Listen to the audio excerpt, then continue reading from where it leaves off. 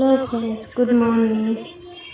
দেখো আজকে আমাদের গাছ থেকে পড়া আম আমাদের রুমের সামনে করেছিল তোমাদের দাদাভাই আমার জন্য এনে রেখে দিয়েছে।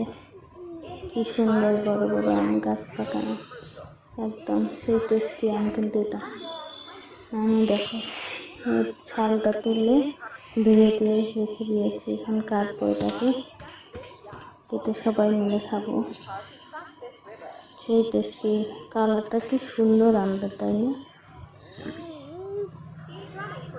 দারুণ লাগে। এই আমটার কালারটাও যেরকম সুন্দর, আমটা খেতেও সেরকম সুন্দর। আমি তো সবাইকে দিয়ে আমি একটুকু নিয়েছি, খাচ্ছি। থ্যাংক ইউ আমার ভিডিওটা দেখার জন্য।